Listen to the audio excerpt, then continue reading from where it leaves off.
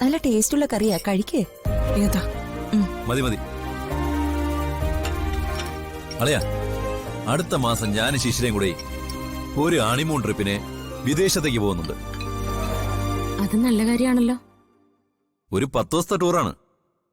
ഞാൻ leave application കൊടുത്തിട്ടുണ്ട്. കൊച്ചി എന്നുള്ള ടൂർ കമ്പനിയാ ഓപ്പറേറ്റ് ചെയ്യുന്നത്. എല്ലാം കൂടി ഒരു 5 ലക്ഷം ആവും.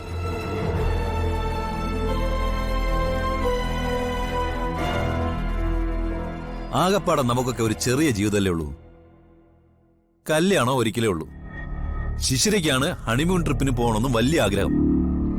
അവളുടെ ആഗ്രഹം സാധിച്ചു കൊടുക്കേണ്ടത് നമ്മളെ കടമയല്ലേ അളിയാ?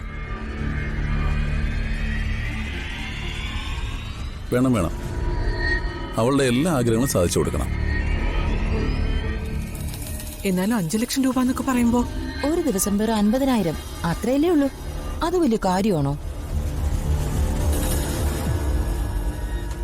അപ്പോ രാജീവിന്റെ കയ്യിൽ ആവശ്യം പോലെ കാശൊക്കെ ഉണ്ടല്ലേ? അയ്യോ, എന്റെ കയ്യിൽ അങ്ങനെ കാശൊന്നുമില്ല. അതുകൊണ്ട് ഞാൻ അവർക്ക് അളിയന്റെ നമ്പറാ കൊടുത്തിരിക്കുന്നത്.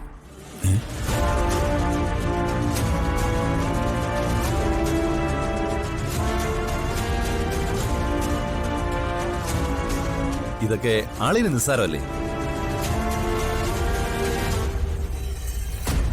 നമ്മളൊക്കെ എണ്ണിച്ചുട്ട അപ്പം പോലെ മാസ ശമ്പളം വാങ്ങിക്കുന്ന വേറെ സർക്കാർ ജീവനക്കാര്.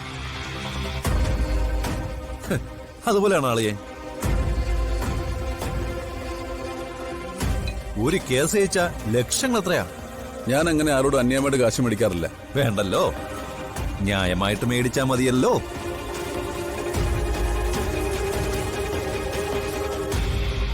എന്തായാലും അവര് നാളെ ആളിനെ വിളിക്കും.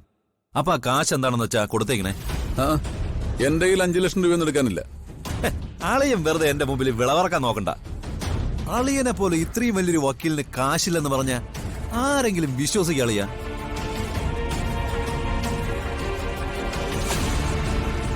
ഇതിപ്പോ തോക്കിന്റെ കേസ് തന്നെ 10-50 ലക്ഷം രൂപയല്ലേ ഞാൻ ലാഭിച്ചെന്ന്.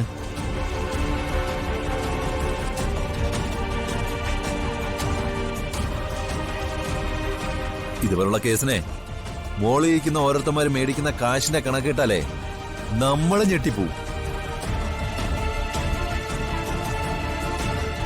അതിൽ നിന്നൊരു 5 ലക്ഷം രൂപ കൊടുത്താൽ തന്നെ ബാക്കി 45 ലക്ഷം ലാഭമല്ലേ?